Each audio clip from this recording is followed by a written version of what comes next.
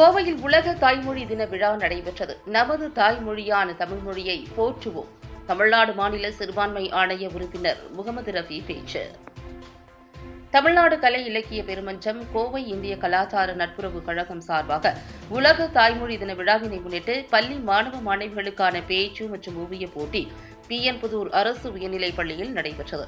இதில் மாணவ மாணவிகள் தமிழ் மொழியின் சிறப்புகள் குறித்து பேசியும் ஓவியம் வரைந்தும் தங்களது திறன்களை வெளிப்படுத்தினர்.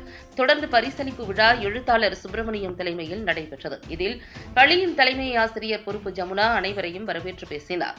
நிகழ்ச்சியில் தமிழ்நாடு கலை இலக்கிய பெருமன்றம் மாவட்ட செயலாளர் ப. ரமணி, சிறார் செயற்பாட்டாளர் கவிஞர் நான்சி கோமகன் உள்ளிட்டோர் வாழ்த்துரை வழங்கினர். விழாவில் சிறப்பு விருந்தினராக தமிழ்நாடு சிறுபான்மை ஆணைய உறுப்பினர் முகமது ரஃபி கலந்து கொண்டு மாணவ மாணவிகளுக்கு பரிசுகளை வழங்கினார். முன்னதாக நிகழ்ச்சியில் பேசிய அவர், கல்வி பயிலும் மாணவர்கள் ஒவ்வொருவரும் நமது தாய்மொழியான தமிழ் மொழியை கற்பதில் ஆர்வம் காட்ட வேண்டும் என்றார்.